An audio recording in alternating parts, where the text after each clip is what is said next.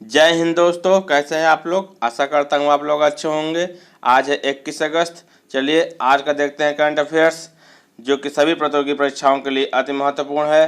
Current affair के साथ strategy के भी दिया गया है, इसलिए वीडियो आप लोग पूरा देखा करिए। पूरा वीडियो आप लोग देखेंगे तो आप लोगों को ज़्यादा बेनिफिट होगा। चलिए चलते हैं पहले प्रश्न की तरफ। पहला प्रश्न है, हाल ही में भारतीय नौसेना ने किस देश के नौसेना के साथ दक्षिण चीन सागर में एक द्विपक्षीय समुद्री अभ्यास किया है? Vietnam, Australia, Malaysia, Sri Lanka. तो इसका सही आंसर होगा वियतनाम। भारत की तरफ से आईएनएस रणविजय और आईएनएस कोरा ने भाग लिया। और बात करें कोंकण युद्ध अभ्यास भारत और इंग्लैंड के बीच हुआ, इसमें आईएनएस तवर ने भाग लिया और कटलेस युद्ध अभ्यास में आईएनएस तलवार ने भाग लिया था। बात करें आसियान में कुल कितने देश होते हैं, तो हैं कुल 10 देश सदस्य। और इसकी स्थापना कब हुई? इसकी स्थापना हुई 1967 में। बात करें 2020 में आसियान का सम्मेलन कहाँ आयोजित हुआ? वह आयोजित हुआ वियतनाम की राजधानी हनोई में। और आसियान का मुख्यालय कहाँ है? वो है जकार्ता, इंडोनेशिया। और बात करें डिफेंडर यूरोप 21 नाटो का युद्ध अभ्यास है। और नाटो का मुख्यालय कहाँ है? वो है ब्रुसेल्स, बेल्जियम में।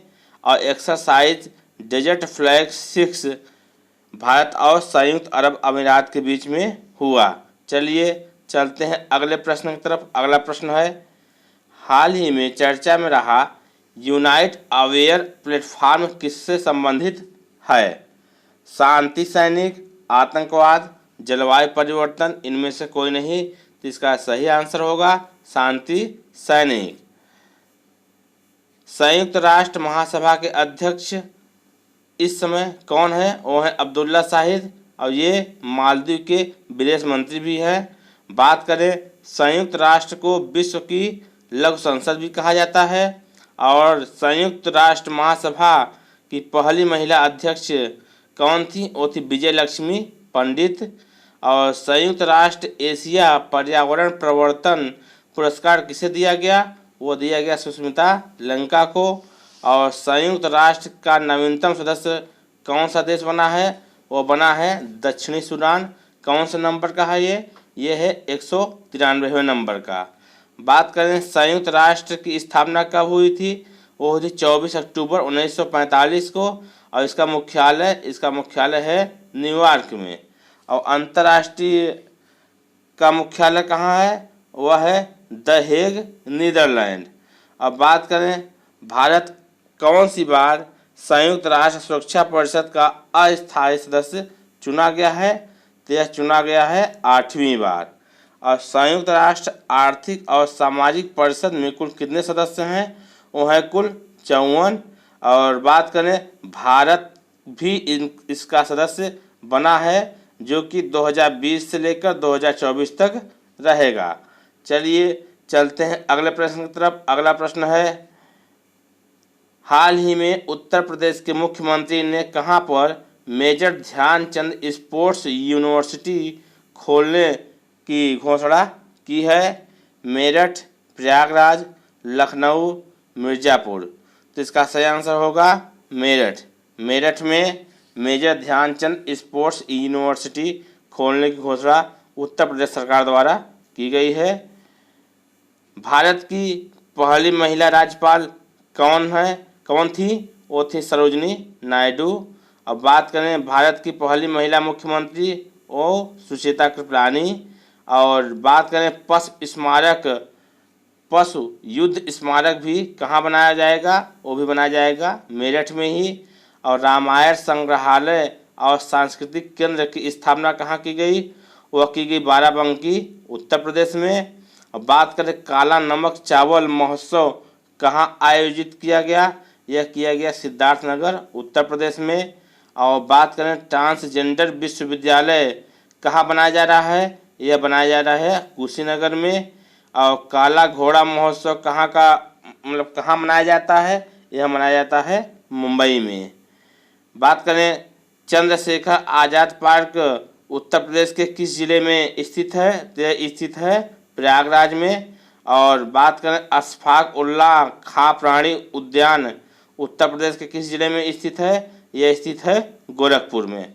चलिए चलते हैं अगले प्रश्न की तरफ। तो जो लोग चैनल पर नए हो प्लीज़ चैनल को सब्सक्राइब जरूर कर लीजिएगा और वीडियो एक बार ज़रूर शेयर कर दीजिए। चलिए अगला प्रश्न है, अक्सर चर्चा में रहने वाली कॉलेजियम प्रणाली की शुरुआत कब की गई? 1993, 1994, 1995, 1998। तो कॉलेजियम प्रणाली की शुरुआत की गई 1993 में। बात करें कॉलेजियम न्यायाधीश की नियुक्ति की सिफारिश करता है। और बात करें सर्वोच्च न्यायालय की पहली महिला न्यायाधीश कौन थी? वो थी फातिमा बीबी। और उच्च न्यायालय की पहली महिला न्यायाधीश कौन थी? वो थी अन्ना चाड़ी। और उच्च न्यायालय की पहली महिला मुख्य न्यायाधीश वो लीला सेठ। अब बात करें तेलंगाना हाई कोर्ट की पहली महिला मुख्य न्यायाधीश वो हैं हिमा कोहली। और वर्तमान में भारत में कुल कितने हाई कोर्ट हैं? 25। बात करें पहला हाई कोर्ट वो कोलकाता में, और जो अभी नवीनतम बनाया गया है वो अमरावती आंध्र प्रदेश में। चलिए चलते हैं अगला प्रश्न है, हाल ही में हाकायडे हिचिलेमा किस देश के राष्ट्रपति चुने गए हैं? Somalia, Kazakhstan, Sudan, Zambia. तो इसका सही आंसर होगा जाम्बिया।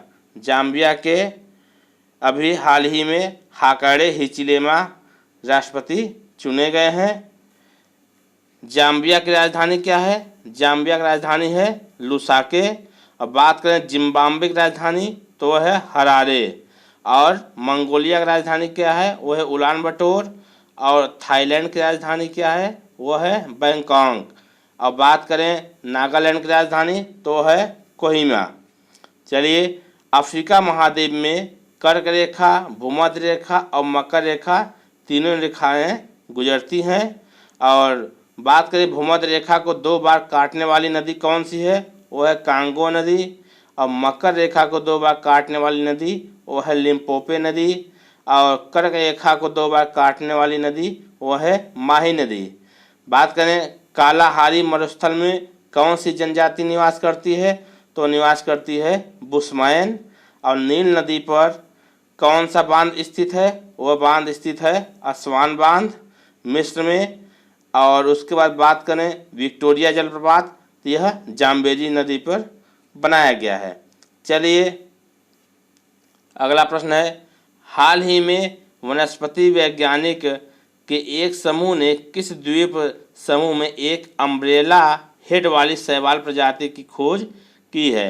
अंडमान निकोबार द्वीप समूह, लक्षद्वीप, पाराद्वीप या इनमें से कोई नहीं। तो इसका सही आंसर होगा अंडमान निकोबार द्वीप समूह। भारतीय जीवन विज्ञान के जनक कौन है? तो वह है बीरबल साहनी। बात करें पौधों की ऊतकों का अध्ययन क्या कहलाता है? वह कहलाता है हिस्टोलॉजी। अब पुष्प एवं फल देने वाले वृक्षों और बागों का अध्ययन क्या कहलाता है? वह कहलाता है हार्टिकल्चर। और सजावटी वृक्षों और झाड़ियों से संबंधित अध्ययन क्या कहलाता है? वह कहलाता है आर्बोरिकल्चर। और शैवालों का अध्ययन क्या कहलाता है? वह कहलाता है फाइकोलॉजी। और कवकों का अध्ययन क्या कहलाता है? वह कहलाता है माइकोलॉजी। शैवालों के अध्ययन को फाइकोलॉजी और कवकों के अध्ययन को माइकोलॉजी। बात करें सब्जियां प्रदान करने वाले पौधों का अध्ययन क्या कहलाता है? ओलेरीकल्चर। और पुष्प प्रदान करने वाले पौधों का अध्ययन क्या कहलाता है? फ्लोरीकल्चर।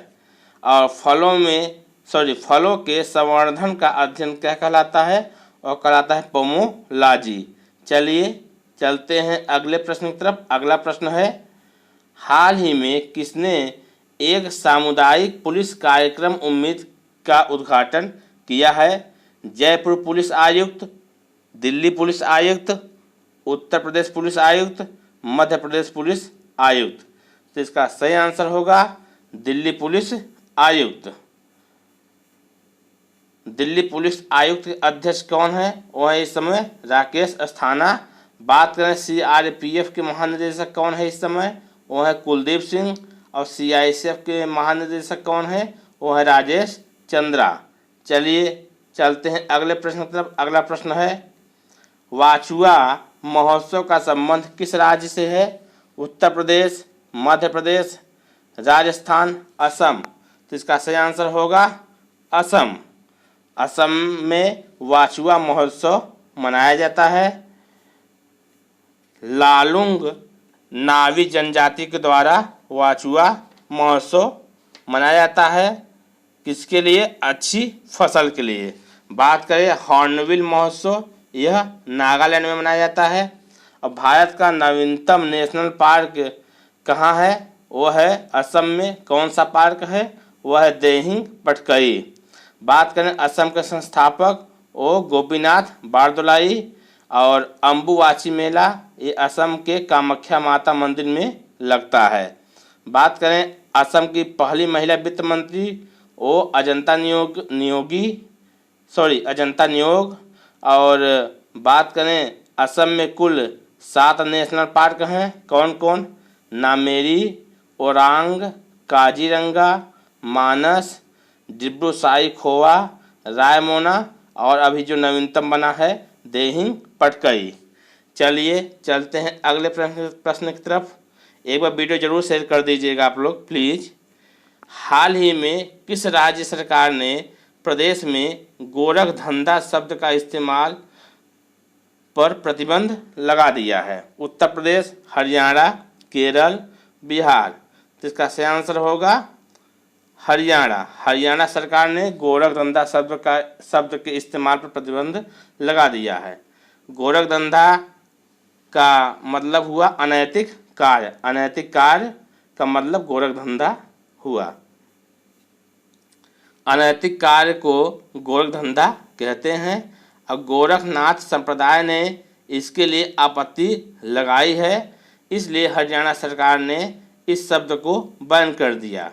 अब बात करें प्राणवायु देवता पेंशन योजना कहाँ की है? यह है हरियाणा की। और चौथा खेलो इंडिया यूथ गेम यह पंचकुला हरियाणा में होगा। और इसका शुभंकर क्या है? धाकड़। इसका शुभंकर क्या है? धाकड़। बात करें देश का पहला ग्रीन ATM कहाँ खुला? वह खुला गुरुग्राम में। और हरियाणा के राज्यपाल इस समय कौन है? वह है बंडारू दत्तात्रेय। और अंतर्राष्ट्रीय सौर गठबंधन का मुख्यालय वो भी गुरुग्राम हरियाणा में ही है। चलिए चलते हैं अगले प्रश्न की तरफ। अगला प्रश्न है जिसको अगर PDF चाहिए तो जाकर डिस्क्रिप्शन बॉक्स में टेलीग्राम चैनल को ज्वाइन कर लीजिए। वहाँ डेली की डेली PDF अपलोड कर दिए जाते हैं। भारत में अफगानिस्तान से मुख्य रूप से क्या आयात किया जाता है? ड्राई फ्रूट, तेल, मसाला, चीन। अफगानिस्तान से मुख्य रूप से क्या आयात किया जाता है? वह आयात किया जाता है ड्राई फ्रूट। और बात करें भारत अफगानिस्तान में क्या क्या निर्यात करता है? वो निर्यात करता है चीनी, मसाले, कपड़े, चाय। ये सब भारत निर्यात करता है अफगानिस्तान में।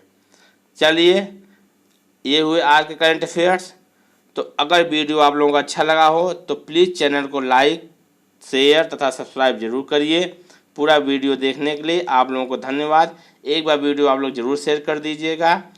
चलिए फिर कल मिलते हैं नई वीडियो में नई ऊर्जा के साथ। तब तक के लिए जय हिंद।